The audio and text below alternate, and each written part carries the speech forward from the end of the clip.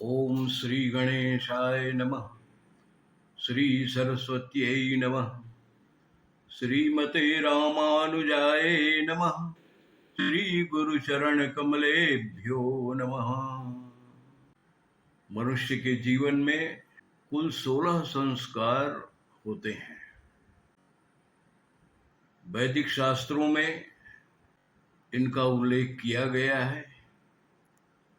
इन 16 संस्कारों में विवाह संस्कार जो है वो एक प्रधान संस्कार है। कारण कि विवाह संस्कार के संपन्न होने के बाद ही मनुष्य गृहस्थाश्रम में प्रवेश करता है। शास्त्रों में गृहस्थाश्रम को सर्वश्रेष्ठ आश्रम कहा गया है। कन्या जब विवाह के योग्य होती है तो पिता अपने उस कन्या के लिए योग्य वर ढूंढता है। शास्त्रों में कहा गया है कि जब तक कन्या के लिए योग्य वर न मिल जाए तब तक पिता के घर में चाहे कन्या बूढ़ी हो जाए, अयोग्य वर के साथ कभी भी कन्या का विवाह न करे। समो विवाहो मैत्रे च, विवाह और मित्रता का निर्वाह समान में ही होता है। समान आयु, समान योग्यता, तो योग्य वर को ही कन्या समर्पित करनी चाहिए। कन्यादान सभी दानों में सर्वश्रेष्ठ माना गया है। शास्त्रों में इसका उल्लेख है कि जन्म जन्मांतर के पुण्यों के फल स्वरूप मनुष्य को कन्यादान करने का अवसर प्राप्त होता है। कन्यादानम महादानम सर्वदानेषु दुर्लभम। संसार में जितने भी प्रकार के दान हैं उनको सर्वश्रेष्ठ और दुर्लभ माना गया है। तो जिनके भाग्य में कन्यादान करने का हो, जिनके घर में कन्या का जन्म हो, वो व्यक्ति धन्य होता है। तो योग्य वर जब मिल जाए तो कन्या का विवाह सुनिश्चित करे। पाणी ग्रहण संकल्प के द्वारा माता पिता कन्या को योग्य वर को समर्पित करते हैं। पाणी ग्रहण के पश्चात अग्नि देवता और ब्रह्मा जी को साक्षी रखते हुए वर कन्या अग्नि देवता और ब्रह्मा जी की 7 परिक्रमा करते हैं और अग्नि देवता तथा ब्रह्मा जी से प्रार्थना करते हैं कि हमारा ये वैवाहिक बंधन जो है वो 7 जन्मों तक अक्षुण्ण बना रहे। सप्तपदी के पश्चात अपने कुल के देवी देवताओं की पूजा करके कन्या को सौभाग्य के लिए प्रदान किए जाने वाले सिंदूर को कुल देवी देवताओं को समर्पित करने का विधान है। कुल देवी देवताओं को समर्पित किया हुआ सिंदूर वर अपने हाथों में लेकर के कन्या के मस्तक में लगाते हुए उसके अखंड सौभाग्य की कामना करता है। विवाह यदि दिन को हो रहा है तो विवाह के साक्षी के लिए सूर्य नारायण की तरफ देखे और यदि रात्रि के समय विवाह संपन्न हो रहा है तो ध्रुव तारा की ओर देखने का विधान है। विवाह के ये मुख्य कृत्य हैं: पाणी ग्रहण, सप्तपदी, सिंदूरदान।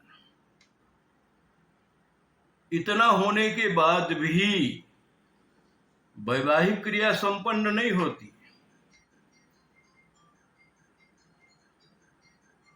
कन्या जब तक वर के वाम भाग में जाकर के विराजमान नहीं होती तब तक वैवाहिक क्रिया संपन्न नहीं होती। इसको शास्त्रों में कहा गया है कि यावत कन्या न वामांगी तावत कन्या कुमारिका। ये संपूर्ण कृत्य हो जाने के बाद भी जब तक कन्या वर के वाम भाग में जाकर के विराजमान नहीं होती तब तक वह कुमारी कन्या ही रहती है। वर के वाम भाग में जाने के पूर्व कन्या वर से कुछ वचन लेती है। उस वचन को स्वीकार करने के बाद ही कन्या वर के वाम भाग में विराजमान होती है और वैवाहिक क्रिया संपन्न होता है। तो कन्या 7 वचन लेती है वर से। वैदिक शास्त्रों में उल्लेख किया हुआ ये 7 वचन कन्या के भावी वैवाहिक जीवन के लिए अत्यंत ही लाभदायक है। वर के द्वारा भी एक वचन कन्या से लिया जाता है। ये दोनों के द्वारा आपस में लिए गए वचन वैवाहिक जीवन के प्रमुख अंग माने गए। कन्या के द्वारा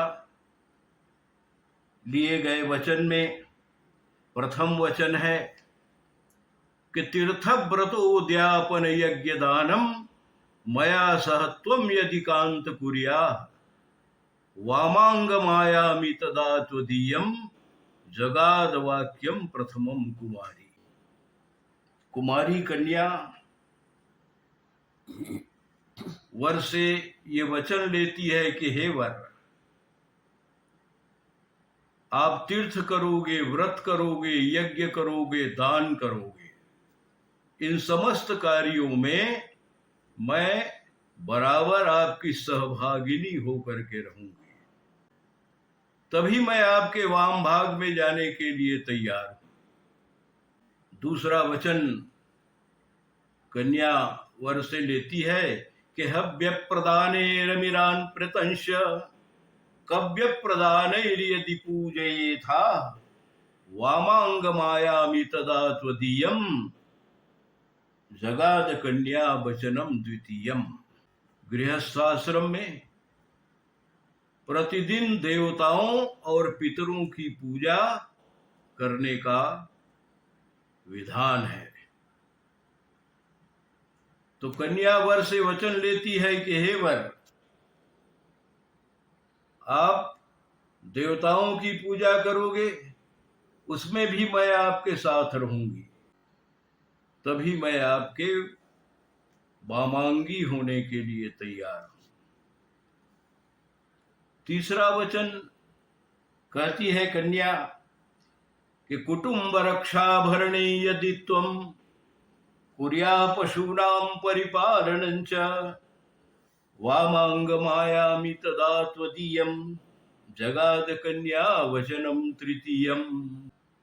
गृहस्थाश्रम में मनुष्यों का ये परम दायित्व होता है कि वे अपने आश्रित कुटुंब परिवार का पालन पोषण करें। तो कन्या वर से कहती है कि हे वर, जब आप अपने कुटुंब परिवार के पालन पोषण करोगे, पशुओं का पालन पोषण करोगे, तो उसमें भी मैं आपके साथ रहूंगी, तब मैं आपके वामांगी होने के लिए तैयार हूं। चौथे वचन कहती है कि आयव्ययो धान्य धनाधिकानां पृष्ठानिवेशे प्रगृहं निदद्या वामांग मायामि तदा त्वदीयं जगाद कन्या वचनम चतुर्थम। कन्या चौथे वचन कहती है कि हे वर, आप कोई भी प्रकार से धन कमाओगे, तो उस कमाए हुए धन को प्राप्त करने का क्या स्रोत है, किस मार्ग से आप धन अर्जित कर रहे हो, इसके बारे में मुझे जानकारी होनी चाहिए। और उस कमाए हुए धन को जब खर्च करोगे तो मुझे उसकी भी जानकारी होनी चाहिए कि आप उस धन को कहां खर्च कर रहे हो। आय और व्यय, ये दोनों की मुझे समुचित जानकारी होनी चाहिए, तब मैं आपके वामांगी होने के लिए तैयार हूं। देवालय आराम तड़ाग कूप वापिर्विदध्या यदि पूजये था वामांग मायामि तदा त्वदीयम जगाद कन्या वचनम च पंचमम। गृहस्थों के लिए धार्मिक कार्य करना भी परम आवश्यक है। तो आप कोई भी धार्मिक कार्य जब करोगे तो उन समस्त कार्यों में मैं आपकी सहभागिनी होकर के रहूंगी, तब मैं आपके वामांगी होने के लिए तैयार हूं। देशांतरे वा स्वपुरांतरे वा यदा विदध्या क्रय विक्रय त्वं वामांग मायामि तदा त्वदीयम जगाद कन्या। से 6वें वचन कहती है कि हे वर, आप देश में रहो, परदेश में रहो, जहां भी रहो, मैं हमेशा आपके साथ में रहूंगी, तभी मैं आपके वामांगी होने के लिए तैयार हूं। 7वें वचन में कन्या का कहना है कि न सेवनीया परदार किया अत्वया भवम भामिनी कामिनीति वामांग मायामि तदा त्वदीयम जगाद कन्या वचनम सप्तमम। कन्या वर से 7वें वचन लेती है कि हे वर, आज इस विवाह के मंडप में गुरु, अग्नि, ब्रह्मा जी और समस्त देवता तथा समाज को साक्षी रखते हुए आप मुझे पत्नी के रूप में स्वीकार कर रहे हो, इसलिए आपका ये परम कर्तव्य होगा कि किसी भी पराई स्त्रियों से कभी भी कोई अनुचित संबंध नहीं रखोगे। मैं आपके समस्त मनोकामनाओं को सदैव पूर्ण करूंगी, तब मैं आपके वामांगी होने के लिए तैयार हूं। तो कन्या के ये 7 वचन को सुन करके वर का कहना है कि हे कन्या, मैं तुम्हारे कहे गए ये 7 वचन को मानने के लिए तैयार हूं, लेकिन तुम्हें भी मेरे एक वचन को मानना पड़ेगा। तो वर का कहना है मदीय चित्तानुगतानुचित्तम सदा मदाज्ञा परिपालनञ्च पतिव्रता धर्म परायणत्वं कुर्या सदा सर्वव्युमं प्रयत्नम। हे कन्या, तुम्हें मेरे चित्त में अपने चित्त को मिलाना पड़ेगा। जैसा मेरा स्वभाव होगा उसी प्रकार से तुम्हें भी अपने स्वभाव को बनाना होगा। मैं आस्तिक रहूंगा तो तुम्हें भी आस्तिक होना पड़ेगा, यदि मैं नास्तिक रहूंगा तो तुम्हें भी नास्तिक होना पड़ेगा। तो मेरे स्वभाव के अनुरूप तुम्हें भी अपने स्वभाव को बनाना पड़ेगा और बिना विचार किए हमेशा मेरे आज्ञा का पालन करना पड़ेगा। इसके अलावा स्त्रियों के लिए जो सबसे बड़ा धर्म होता है पतिव्रता धर्म, उस पतिव्रता धर्म का पालन करते हुए तुम्हें हमेशा वही कार्य करना होगा जिस कार्य के करने से मैं प्रसन्न रहूं। मुझे नाराज करने वाला कोई कार्य कभी तुम नहीं करोगे। ये सातों वचन को मानने के लिए तैयार हो। ये 7 वचन जो हैं, इनको आपस में कन्या के द्वारा कहे गए 7 वचन को वर को गंभीरता से स्वीकार करना चाहिए और वर के द्वारा कहे गए एक वचन को कन्या को भी मनन करते हुए, चिंतन करते हुए उसे स्वीकार करना चाहिए। आपस में वर कन्या एक दूसरे को दिए गए वचन को स्वीकार करते हुए, उसका पालन करते हुए अपना वैवाहिक जीवन आनंद के साथ व्यतीत करें।